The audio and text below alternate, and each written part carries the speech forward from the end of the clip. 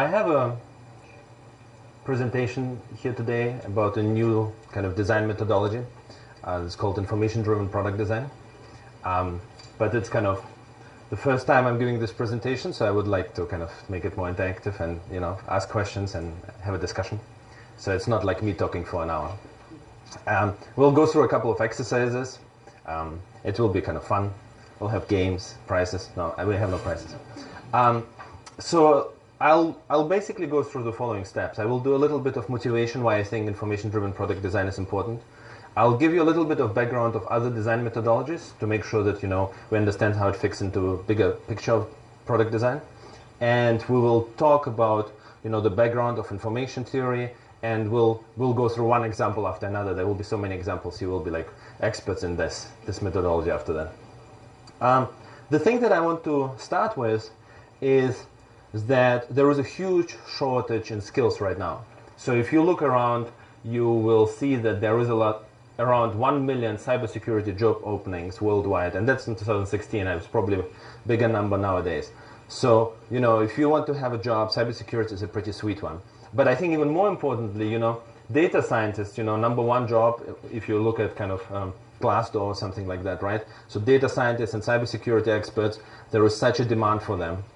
So if you as a product manager, if you're sitting there and you're thinking, hey, I'm going to design a product and the data scientists are going to sort it all out, or the cybersecurity guys are going to sort it all out, you might be waiting for a long time before one of them will join your company, right? Before you find the right one, before you find the really smart one. So you as a product manager, you will need to start picking it up a little bit, right? You need to start thinking about security.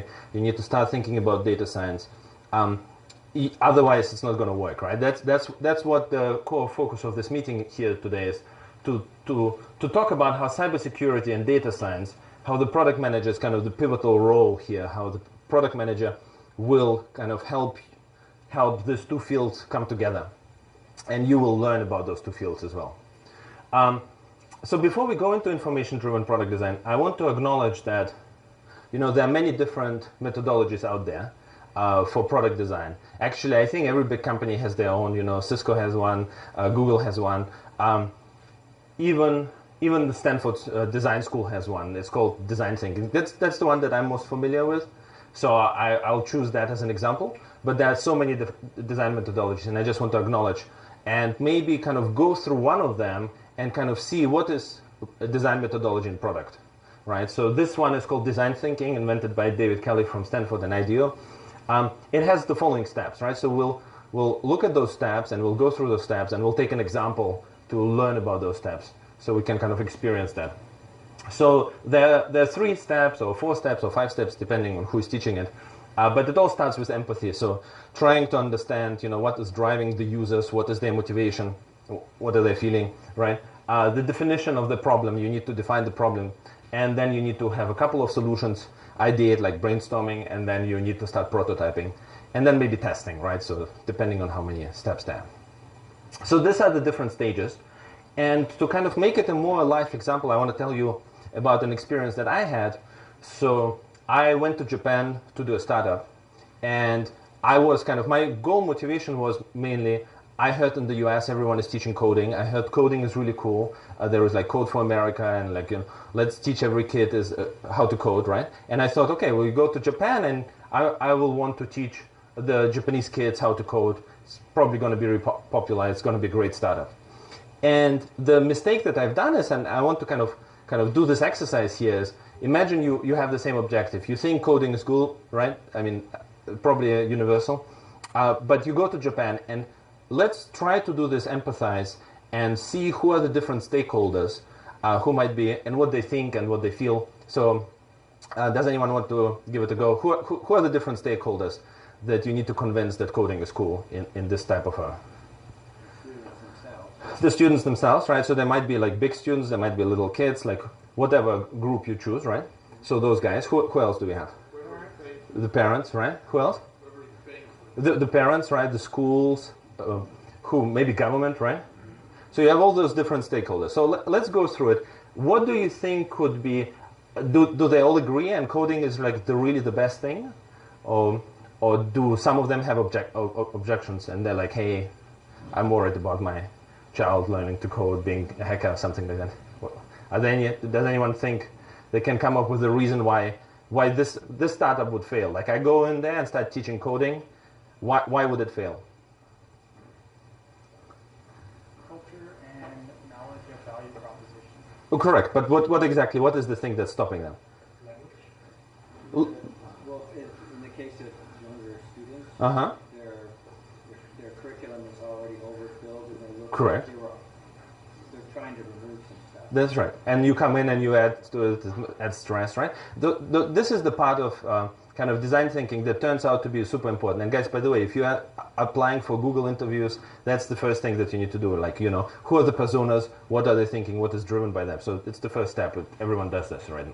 So it turns out the mistake that I've done is that the parents, as you pointed out, right, they have their opinion on their own. And it's a really strange opinion. I can't empathize. And I'm not trying to generalize. That's just what we found from case studies. But the general idea was that, I don't want my kid to learn coding because coding is what engineers do. And engineers are kind of like auto mechanics. I don't want my kid to be an auto mechanic. I want him to have a really sweet government job, like really safe. If you're an engineer, if you're like a startup guy, you're like an embarrassment to our family. So it's kind of over-exaggerating here. I'm not saying everyone in Japan thinks that, but that's what we saw, that there was a lot of kind of pushback. I don't want my kid to learn coding. I want them to go to school, really stick to the curriculum, and have a sweet government job, right? So it really didn't work out. And so what we realized is that kind of to overcome this, we then did a little trick and we said, hey, they do look like robots though. They all like robots. They think robots are really cool. So we started teaching the kids how to code using robots, and that worked out. So it's just an example. I'm not saying this is the best idea that I ever had, but these are basically the steps, right? You go through empathizing, trying to figure it out, and then you define what is the actual problem, and then you start building it out. So that's a design methodology. And the thing that I want to discuss here today is the information-driven product design. So what is information? It's a bit technical. I know it's kind of late. We all had beers. But it's really cool stuff. When you come out of this, you will say, hey, I've learned what information theory is, and you will be like in the 1 percentile, and everyone will be really proud of you. So it's invented by Claude Shannon, so this famous name, everyone knows him. He worked for Bell Labs, a super cool guy. He died, unfortunately, but his kind of student is the guy who taught me about information theory. He also died, unfortunately, but he's a great guy. He wrote the book, so it's a great book. And this is kind of the core formula of information theory. There is just like only one formula. It looks pretty complicated, but it only depends on this one quantity, which is the probability of an event. So it's pretty simple. Let me explain to you. So the amount of information that something is holding depends on the probability of how often that occurs. So if it happens all the time, like I have a dog, the dog brings me slippers all the time, that happens all the time. I'm not really surprised by that. But imagine my wife starts bringing me slippers. I'm going to be like, wow, this never happened before, right? It still never happened. So I keep bringing this example. She doesn't get the drift. So it's all yeah, she's not here. That's fine.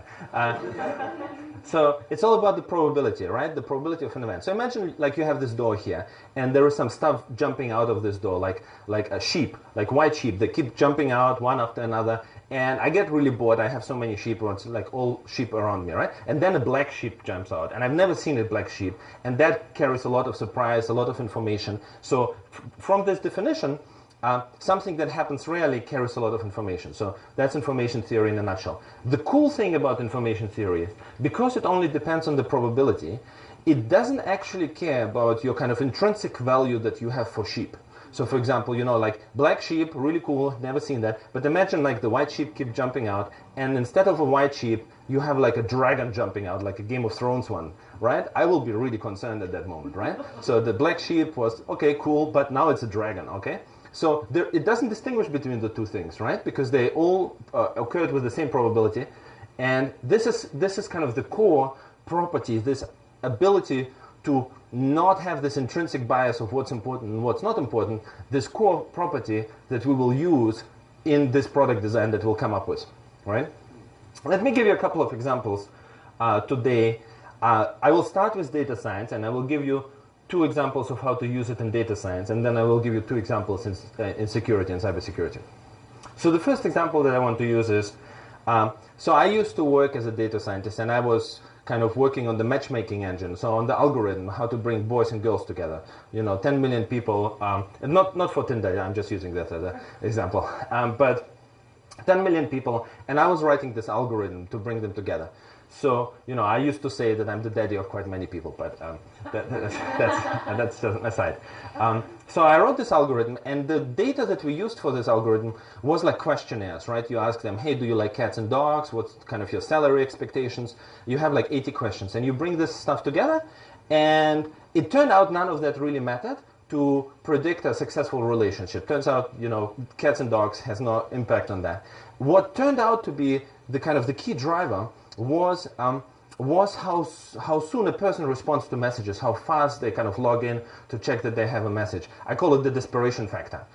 So if somebody's really desperate, they're like, oh my god. So by the way, that's basically, if you're wondering why your Tinder is not kind of working, it's because you're just kind of too desperate, right? So I charge for that advice. So that's what we figured out. But the interesting thing is, when the product manager was building this thing, right? They built this thing, and they weren't actually tracking any of this information. They weren't tracking the log data, how soon somebody logs in, none of the information in terms of how they respond to messages, right? Because they only had this 80 questions. They thought this is the sit, and they don't care about this information. And that's kind of this typical thing that product managers have, right? They think, I know best, I'm going to know what the data is important, and everything else I'm not going to care about. And it turns out that this data was super useful, and if he would have, or she would have paid a little bit more attention, they would have had this data and they would have seen it. The other thing that I want to kind of use as a similar example, and this has nothing to do with me, but it turns out that identity management is a really big issue nowadays, right? A password's really bad, and even if you logged in with the password and then you walk away from your computer and somebody else comes there and you're logged in, and that's how they get you, right? So password identity management is really important. And so this guy has figured out that you can actually detect who is the person on the computer depending on how they type, depending on the speed that they type. That they have like little micro segments between the A and E, and they're like, hey, this is you, right? So that was super smart. But it was also only possible because somebody started recording all of this data one day. They were like, hey, I'm going to kind of record all this useless data. No one knows, right? It's like with the sheep. I don't know whether black sheep or dragons are more important. I'm not going to be judgmental here. I'm just going to say, hey, really cool data. I'm just going to record it. And the data scientists, they're going to find value in it. They will make a lot of cash for all of us, right? That's how you build products, right? Don't have this assumption that you know exactly how all data will be used. And the reason why I'm telling you is because it's the same thing from a cybersecurity perspective. From a cybersecurity perspective, I'm going to give you two examples of how people build products, and they had these presumptions of knowing better, and then turn out not to be the case. Right? So the first example that I'm using here is login screens. I'm sure you've seen this before. So this is Apple. I think one of them is Google as well, right? So when you log into this thing, one really interesting thing that can happen is you use an email, and then Apple tells you whether this email exists in their database, right? So they just give you this one little detail, like I call this like one little bit of information. Basically, they're telling you that this person does exist in the database, but you used the wrong password.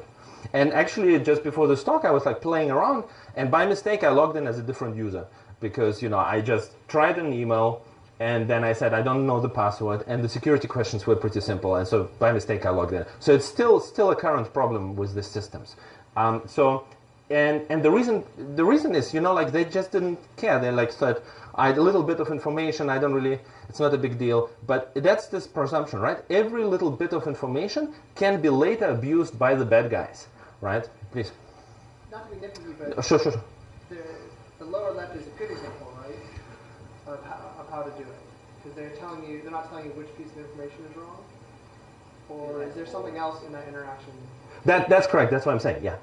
Yeah, that's what I'm saying. So this is the good thing, and if they give you the information saying, the other right is not right. Yeah. So don't tell them that the combination of password and email exists. Tell them that we don't know. We've never seen it. That's correct. Thanks. Some sites seem to even go as far as to say we sent you the email. We've sent you there all the time. All the time. And then Exactly. you realize, okay, I don't even have an account there. That's correct. That's a great thing to do, right? Because if you send all the time, then the person cannot distinguish whether this person has an account or not, right? This is where we should violate usability for product managers. Correct. Yeah, it's a usability thing, right? They were like, hey, we're gonna make it really nice for the user, right? But then like half of us can log into your account now, right?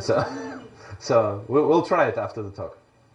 So exactly, it's a trade-off, right? But I think when you start thinking about each one of the little details mattering, you will kind of get into this direction. Let me give you another example. So here we have batteries. I don't know whether you guys know, on your phone when you browse, turns out that the browser is asking the phone how much battery it has. It has something to do with the fact that you want to make sure that, if you don't have much battery, the browser is going to kind of tune down and stop kind of consuming too much battery, right? But as the product manager, you could have just made it a binary thing. Do you have a lot of battery? Okay, no problem, I'm going to use the full. But what actually happened is they were sending the exact amount of energy that you have into the browser. And they weren't just sending 98% you have battery, right? They were sending 98% 0.05. So this number then was used to identify an anonymous person browsing from one website to another because their battery status wasn't changing fast enough. But when you switch from one website to another website, they still see you. Oh, it's 90% 005. Oh, it's still you. Okay.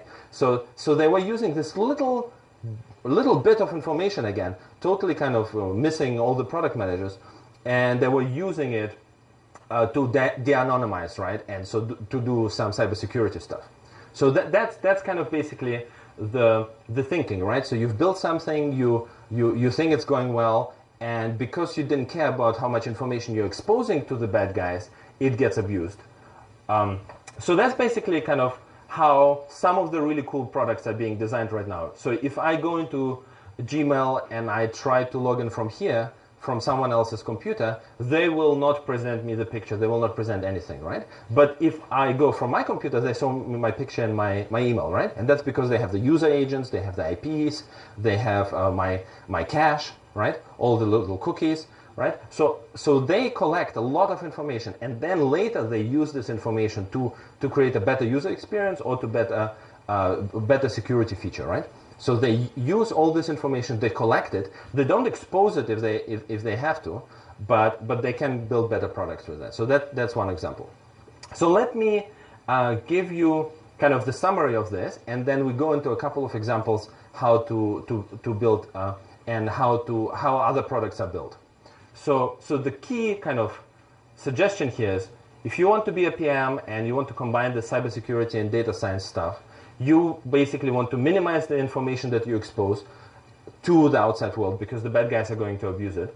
Or, as a data scientist, you want to maximize the information that you keep in the system because don't be presumptuous to think that some information is more important than other. Just keep all this information and it will be used later by data scientists to do some really great stuff, right? So that's the summary. Let me show you a couple of cool things, how it is actually being mistreated right now. So, for example, one of the coolest, most valuable things that the company has is how many customers you have and who are your customers, right?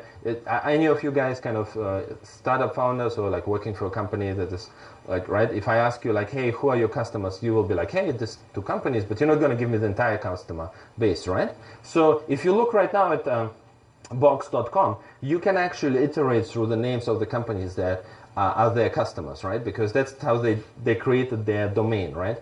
And actually Google is doing the same thing. So in Gmail, you can go here and you iterate through everyone who's using Gmail, which companies are using Gmail, right? So those companies are basically opening it up and telling everyone who their customers are. And if I want to build a company like Box, I will just iterate through it. I will know exactly who bought their product, and I will contact them and sell to them, right? Just because they've done this little bit of information that they kind of opened up to the rest of the world. And it happens like this little crumbles, like the entire internet is full of these crumbles. This is called information leakage. So basically the entire internet is full of super useful information that, the bad guys abuse. And we as a product managers, we are actually giving them all this stuff, right? So if we do a better job, then they have a harder work to do. Are there any questions to this? No?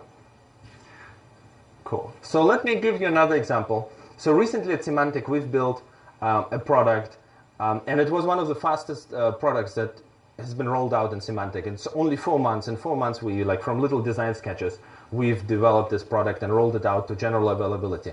It's really fast for a big company. I know, like, startups are faster, but big companies, they have a lot of security stuff, regulatory stuff, right? They have to go through all of this stuff. And the way we succeeded in rolling out this product is using information-driven product design. We said, hey, we will follow this strategy. So let me tell you a little bit about this product. Here are the three type of personas that we have, right? So we have a customer, which is like an insurance company. It's a insurance company like AIG, Zurich, these guys, right? And in this case, it was Travelers. And this customer wants to make sure that their end users, so the guys who buy insurance, that the end users learn about cybersecurity. They take a survey, they answer some questions, and they learn about cybersecurity. And after they've taken the survey, they need to talk to a cybersecurity expert from Symantec to kind of discuss the results of the survey. That's pretty much it. The only kind of non-trivial condition here is this customer really wanted it to be an exclusive thing. They wanted to make sure that only their end users have access to this thing and no one else.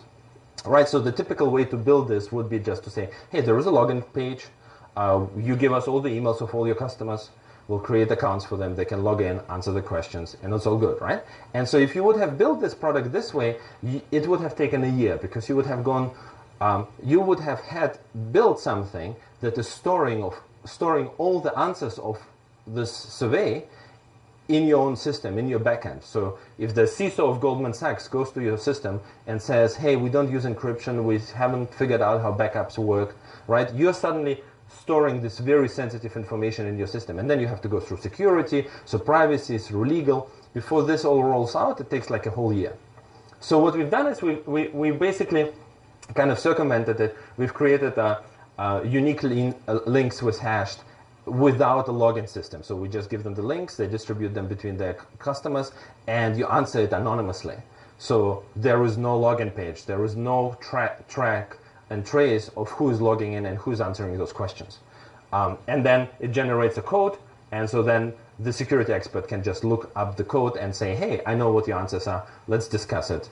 But you still don't reveal me your identity.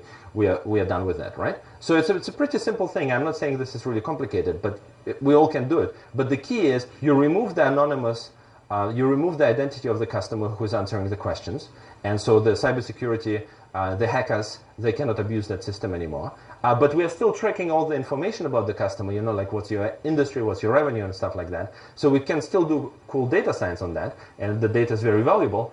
But we basically said no information for the bad guys and all the information for us. That's kind of the summary of this. And this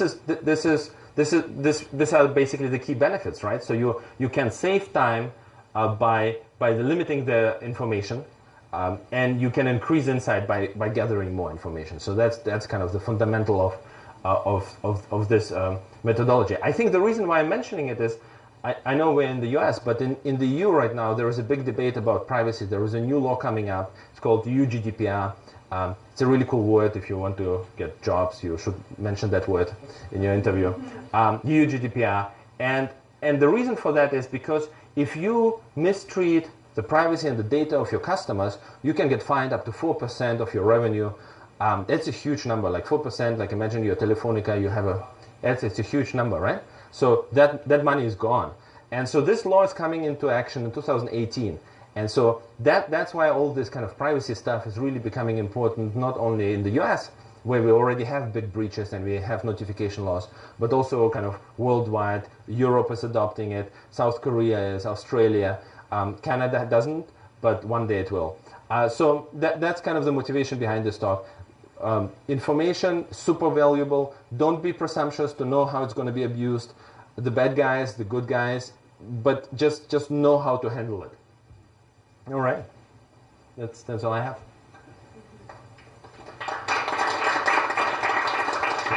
Thanks. All right. Any questions?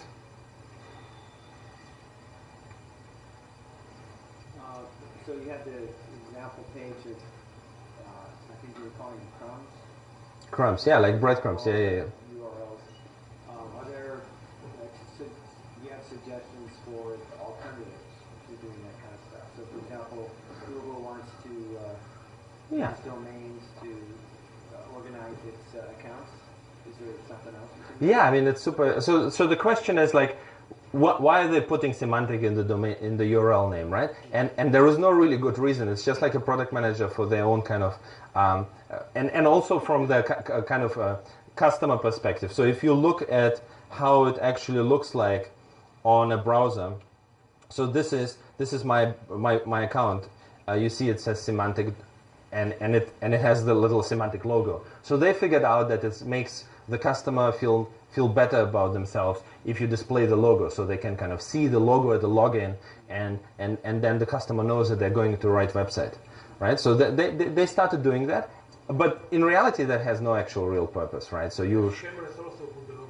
say Yeah, Cameras exactly. also put the logo. that's the thing, right? So it's a kind of, it's not really protecting anyone, right? Full sense of Full sense, absolutely, yeah. Actually, yeah, that is actually misleading, right? And that's like people like us, right? We build this stuff. We put a Symantec here and we put Symantec here. We think it makes us look better, but in reality, it's like it's being abused like crazy everywhere. I have a domain, and I can make a subdomain of Symantec.mydomain. You could. No one can stop me from doing it. That's correct, yeah. And then some people will think that we are working with Symantec, right? So it's brand damage as well. Yeah. So just use a code. Yeah. no, correct, yeah. I mean, theoretically, you don't need anything here. This will work just app Box. Like Box has transitioned actually from using this. They're only doing this as a kind of legacy because they promised it to Symantec. But now every new company that starts, they only have app .box.com. So they don't actually even do that anymore. Yeah. But yeah. Well, no, I don't think so. No, I don't think so. I mean, I keep telling them, like OneLogin has the same problem. You can see it here. OneLogin is a company that had some security stuff. Is the anonymizing of individual users the way you're talking about it, where you were getting a sensitive information from important companies? Is that a best practice? There's a website that says you should do that? Because I think intellectually I can understand that. If I'm going to go to clients and store individual behavior and try to store as much possible information, then I say to them, well, it's just a hash in my database.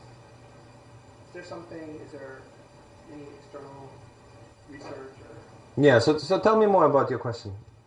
Well, let's say you're interacting with your computer and I'm tracking some of the effective keyboard strokes. Yeah. Your question is, does And I everyone... store that in the cloud. Yeah. And I'm selling this to enterprises. Everyone does that, yeah. So the question is that something that... Do a lot of companies store a lot of sensitive data about their users? Well, do they allow, say, cloud providers to store data about their users? Like imagine just the situation you were in. Yeah. Did it take it hard, was it long to convince them of this anonymizing concept? Is there Which- is there a which- need to this, I guess is what yeah, I'm saying, so yeah. I can reuse your idea. Yeah. No, you feel free to give it a name. Like I said, Nikon said. Yeah, Nikon said, yeah, don't mention my name. So we had two types of customers. Those guys pay and those guys use it, right? So there is a distinction between the guys who pay you and the guys who use it, right? So the end users are really happy about it because, trust me, the CISO of Goldman Sachs doesn't want to log in into anything and answer a survey telling everyone about their security practices, right? It's just not something that they do. And so when you create this thing and you basically say, hey, don't worry about it, just answer those questions, we don't know who you are. You didn't tell us, right? You didn't log in, you didn't use an email. So they really like that, right? Those guys, they just had some certain requirements, right? They wanted it to be exclusive, but they also wanted it to be fast. So I don't think they really cared that much whether somebody was logging in or not, right? The only thing that they cared about is that it comes fast to the market. What do you mean? So you're getting the questions from the end user? Correct. Whether it's an enterprise or an SMB? Yeah. And you know, or you don't know? I don't know. I don't know which company it You is. don't know which company it is. Yeah. So you don't know how to attribute I don't know. different risk indicators to the sector, to geography. I do know that, yeah. Because they answer the question. They say, hey, I'm part of this industry, part of this revenue. You're collecting general information that you can then put Too cool. the existing or the incoming customers into that frame, And compare. and you collect a lot of data from companies worldwide within the question. Correct, yeah. Without knowing this, Login. without logging in. Correct, yeah. So why would they fill the questionnaire? Why? Why would they basically fill the questionnaire? Why do they answer the questionnaire? What gives the motivation to answer it? These guys, their main motivation is basically they get to talk to the security consultant after that. So they answer those questions, and you never know how well you're doing, right? It's saying this is an anonymized questionnaire. If you fill it, you'll get some sort of Score. or free download of software or something like that. And then you can call up this guy and tell him, hey, I'm not going to tell you my name, but here is the number that I got out of the questionnaire. It's a unique number that identifies this questionnaire that you've answered. And then you basically come into this guy and you say, here is my unique number, 12, 25, and 16, right? And then he can pull up this questionnaire, so he can see all your answers. He still doesn't know who you are, though. So he can have a really in-depth discussion without knowing who you are. So it's kind of this trade-off between you figure out the important information, you can still have a... You're building already a chatbot for the system? Chatbot. That would be great. No, we don't. So there are several startups who are building that. That's why I didn't. There are many IT managers in small organizations who are desperate for advice, but they can't afford usually the consultants. Correct. People are building the chatbots to communicate with these people. Yeah. So they can ask questions, they can get the Answers. answer, Yeah. They don't have to communicate with humans on the other side, which are much Yeah. more. Yeah, that's the thing. Like, this product is very costly. You're right. Yeah, but no, I think let's build a chatbot for CISOs. Let me know. Any other questions, please? Yeah, questions? You had a question. It's kind of just about this business model here. The insurance company's paying for it, and they don't care that they don't know which of their clients are having certain... That was one of the requirements, because if they would start infringing on this data, there would be like a conflict of interest. Oh, so that's why. Okay. Yeah. They figure like they want that, but they can't have it. And they know they can't. They're also trying to be fair, because if they know that those guys will not answer the questions, because they would have a fear that the insurance company is misusing it against them. Yeah. So yeah, no, it's a really tricky thing, and I think kind of back to the kind of the reason why we're here is, as a product manager, you want to be able to communicate this. You want to be able to communicate to the security guys the things that you're building, to the data scientist guys the things that you're building, and also to the legal guys. I think I needed a third circle, really. Like, product manager is in the middle of legal guys, security guys, and data scientists at this stage. All right? Any questions? Yeah. Well, in this information-driven approach that you mentioned, is the issue of noise within information. How does that get addressed between product managers and data scientists? Well, yeah, noise is really popular in information theory. It's very important, but I think it's not a thing that has played into this concept, right? The only thing that we use from information theory here is this kind of idea that you don't know what will be valuable, what information will be valuable later, right? I don't know whether dragons or black sheep are more important.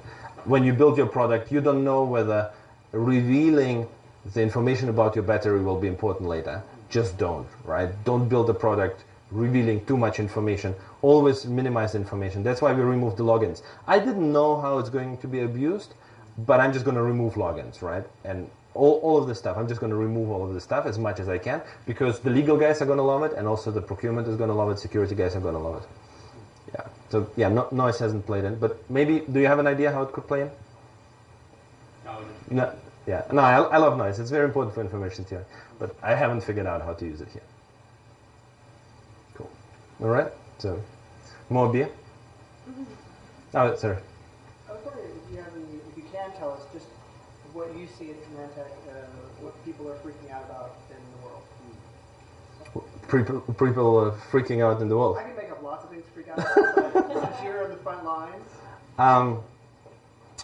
Well, so I can tell you one thing about cybersecurity, which is that, a lot of those startups are really focusing, like very often in other tech fields, are very focused on kind of different security stuff and really techy stuff, but they're really totally missing the point of how to make it a financially viable product, right?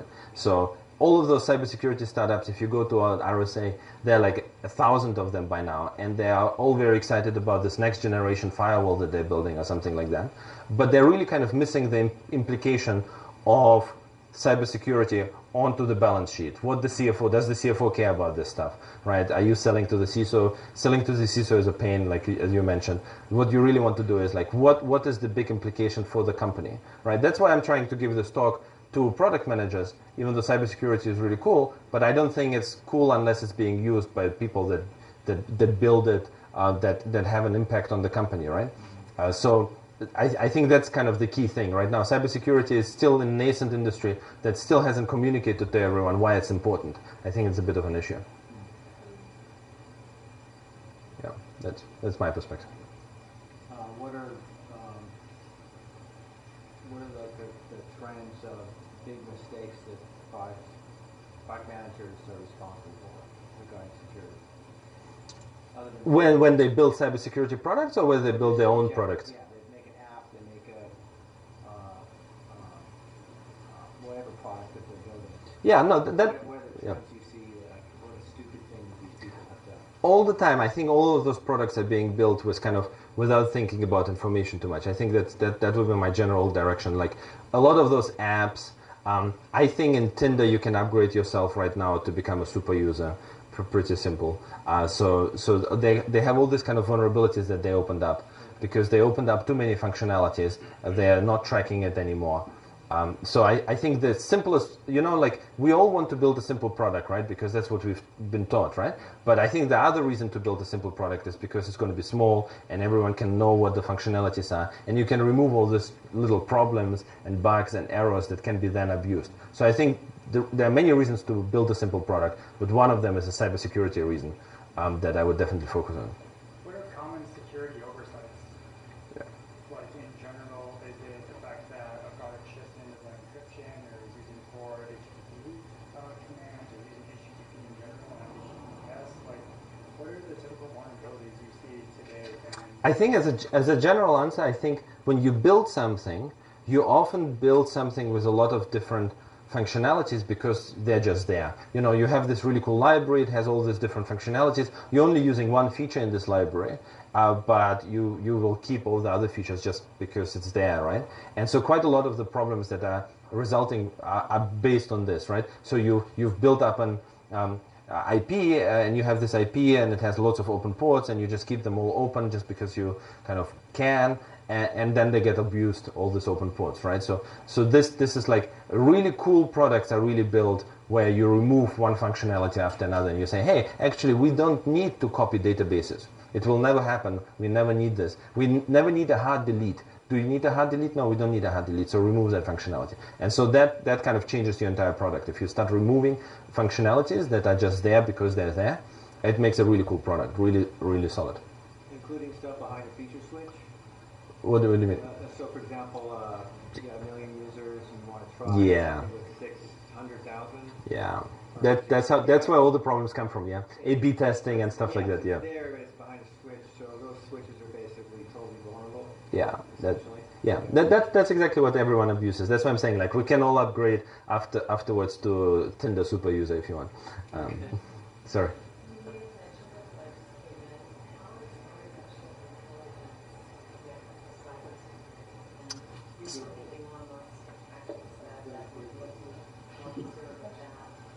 With artificial intelligence, yeah. He's not concerned with cybersecurity. He loves it. Yeah. No, it's a great question. So, kind of that's the interaction of data science and cybersecurity. And data science is like everyone loves it, but I think it's a very nascent field right now. It's been applied to vision, it's been applied to natural language processing, but when it starts being applied to cybersecurity, it's actually it's totally different data, right? So it's data points that no one has actually looked at. They don't really understand how to kind of analyze it on a big scale. The amount of this data that is available is also not that much. It's compared to kind of training databases on vision and NLP, right? So in reality, cybersecurity is kind of very far away from being very effective in using artificial intelligence, if you want to use that word, but so it's very early in that stage. So I don't think we're kind of in this kind of the robots are going to start hacking us. Yeah. For the product that you launched, was there a theoretical reason why you picked surveys, gathering information through surveys, as opposed to maybe getting the same information from like other sources by maybe tracking your users? It was the product requirement. I think you're right. This kind of the entire field is moving from kind of surveys, which are really kind of the first step of achieving this information, to automatic tracking. And then you can actually obtain quite a lot of this. Like my previous company that I worked for, they do this called outside-in analysis on companies, where you basically don't ask the CISO anymore, hey CISO, are you doing encrypting? You look at the SSL certificates and you come up with the idea that, yeah, I mean, it's an old SSL certificate. And then you see that it's an old certificate and it's outdated and it's using a weak encryption. So that's actually the entire field is moving into this direction of the automatic analysis versus surveys. But that was a requirement in this particular. There are a couple of companies like that. Security Scorecard is the one that I worked for. There is another company in Boston and some in the Bay Area as well. Yeah. Cool. Yeah, cool. Thanks for coming. If you have any further questions, we have beers.